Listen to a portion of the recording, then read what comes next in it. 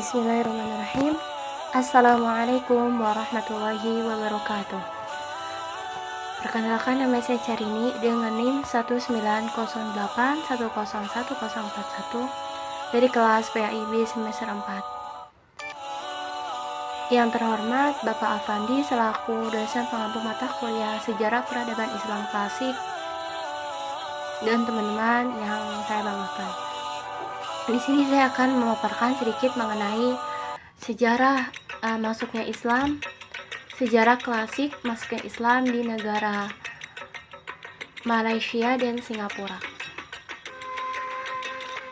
Masuknya Islam di negara Malaysia. Pada abad ke-12, Islam baru masuk ke wilayah Malaysia melalui para pedagang Muslim yang berasal dari India. Hal ini diketahui ketika Sultan Muzaffar Shah I pada abad tersebut menganut agama Islam melalui seorang pedagang dari India. Jika melihat keberadaan transportasi laut di sekitar Malaka pada abad ke-7 sudah sedemikian ramai karena dunia pada saat itu ada beberapa imperium besar, yakni Cina di bawah dinasti Tang, kemudian kerajaan Sriwijaya dan dinasti Umayyah, kehancuran Persia oleh Islam, maka keberadaan penguasa-penguasa dunia tersebut menjadi gambaran jelas bahwa pertukaran budaya, hasil bumi, dan pergulatan intelektual dapat mewarnai interaksi mereka sudah berlangsung pada saat itu. Berdasarkan data sejarah demikian, maka Azmi maupun Abdullah berkesimpulan bahwa Islam datang ke gugusan pulau di semenanjung Malaka adalah sekitar abad ke-7. Kemudian pada abad ke-13, monumen batu Trengganu ditemukan di Kuala Barang, Trengganu. Batu ini merupakan batu tersurat yang menggunakan tulisan Arab, namun berbahasa Melayu, sehingga ditengarai bahwa wilayah tersebut telah tersebar agama Islam. Penemuan inskripsi-inskripsi pada batu tersebut menandakan bahwa Islam telah berada dan menetap di wilayah tersebut.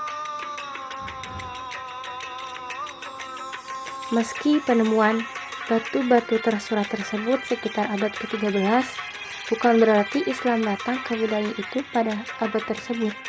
Namun, tentunya sebelum abad tersebut Islam telah datang dan diterima masyarakat yang berada di wilayah tersebut.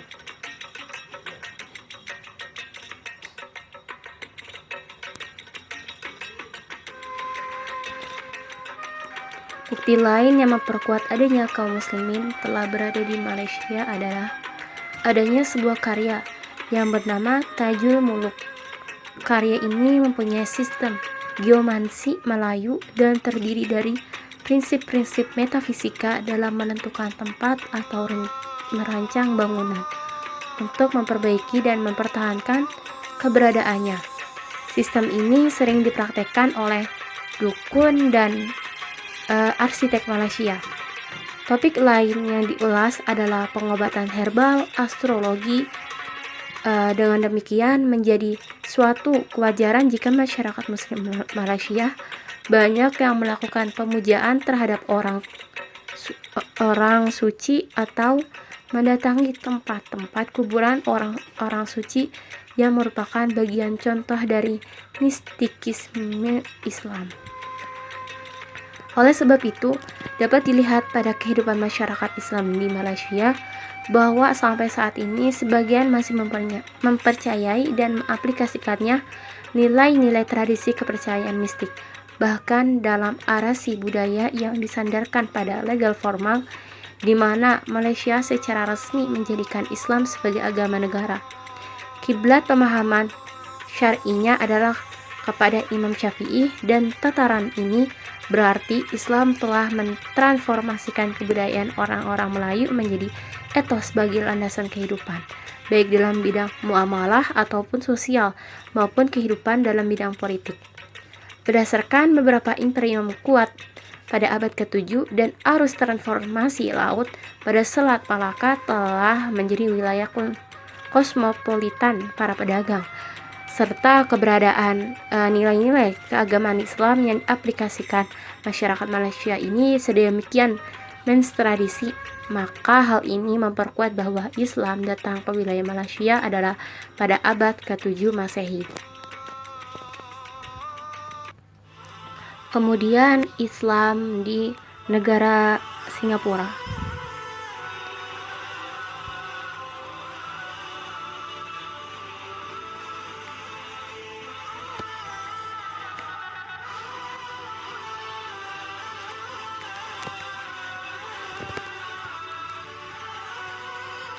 Asal-usul Singapura dalam konteks sejarah Islam di Asia Tenggara masih terdapat silang pendapat di kalangan para ahli.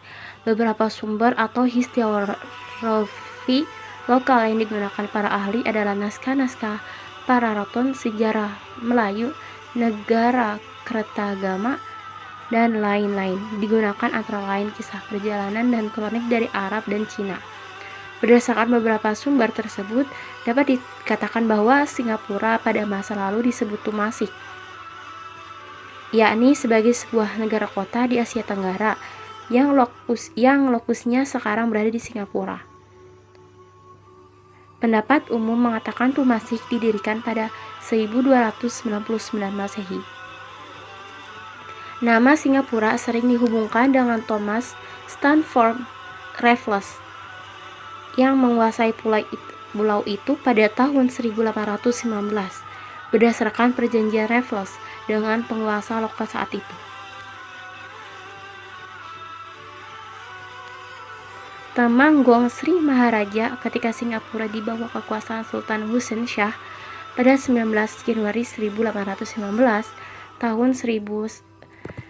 tahun 1819 sering dipandang sebagai awal penggunaan nama Singapura. Sementara nama itu, yakni Singapura itu telah disebut pada akhir abad ke-14 Masehi. Sumber historiografi lokal seperti sejarah Melayu menceritakan asal-usul Singapura bahwa seorang Tamil, yakni Sang Nila Utama, dalam perjalanannya menuju Banten melihat seekor binatang buas melintasi jalan yang akan mereka lalui. Binatang itu adalah singa. Sang Nila Utama kemudian memberikan nama tempat ini dengan Singapura, yang berarti kota singa. Masih dalam sejarah Melayu juga disebutkan bahwa Singapura pada masa lalu bernama Temasek, yang merupakan kota perdagangan yang besar di semenanjung Malaya.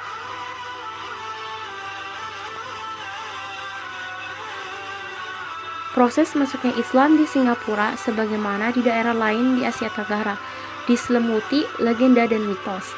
Akan tetapi, fakta sejarah dan temuan arkeologis dapat memastikan atau setidaknya menguatkan perkiraan bahwa Islam telah hadir di Singapura sejak masa-masa awal negara pulau di ujung semenanjung Malaya ini terdapat dalam perdagangan internasional. Pada abad ke-10 sampai 14 Masehi telah terjadi the booming trade atau ledakan perdagangan di wilayah Asia Tenggara umumnya, dan khususnya di semenanjung Malaya.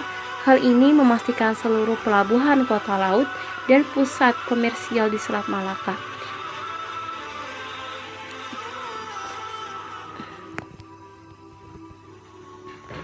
tak terkecuali Tumasik ikut terlibat dalam perdagangan tersebut.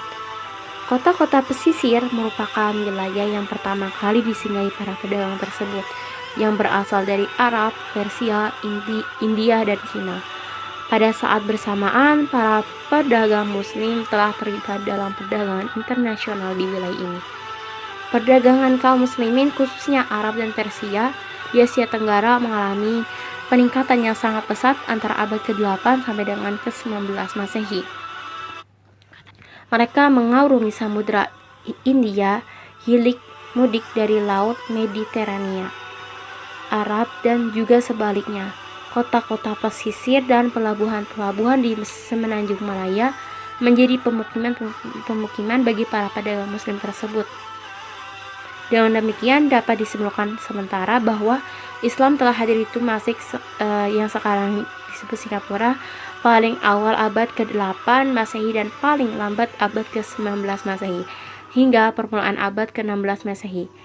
Singapura lama tetap menjadi permukiman muslim bersama para pedagang lain, baik dari Eropa, India maupun Cina, dan sekaligus menjadi pelabuhan penting di bawah kekuasaan Kesultanan Malaka. Sampai dengan kesultanan ini ditaklukkan oleh Portugis pada 1511 Masehi. Singapura lama atau Temasek sejak zaman Sriwijaya merupakan kota dagang yang penting di Asia Tenggara. Kota pulau di ujung semenanjung Malaya ini selalu menjadi rebutan berbagai kerajaan di Nusantara hingga Ayutthaya di Thailand atau Siam diceritakan, meskipun sumbernya harus diverifikasi, bahwa antara 1299 sampai 1388 pernah berdiri Kesultanan Temasek dengan 5 sultan, yakni Raja 1 Sri Tribuana, kedua Raja 2 Sri Pikramawira, dan lain-lain. Adapun kerajaan-kerajaan yang pernah menguasai Temasek ini dimulai dari Sriwijaya yang mendominasi wilayah ini sampai abad ke-13 Masehi. Pada abad ke-14 Masehinya, Temasek kemudian berada di bawah kekuasaan Majapahit, sebuah kerajaan di Jawa yang ingin menguasai seluruh Nusantara lewat legenda Sumpah Palapa yang disiapkan patihnya yang bernama Gajah Mada. Setelah Majapahit mundur, Temasek berada di bawah kekuasaan Ayutthaya. Selanjutnya pada abad ke-15 Masehi, Temasek berada di bawah kekuasaan Kesultanan Malaka sampai pendudukan Portugis 1511 Masehi. Setelah itu, secara berturut-turut Singapura berada di bawah Kesultanan Johor dan Kesultanan Johor Riau sampai akhirnya diduduki oleh British East India Company, perusahaan dagang Inggris di timur, di bawah kepemimpinan Thomas Stamford Raffles sejak 19 Januari 1819 Masehi.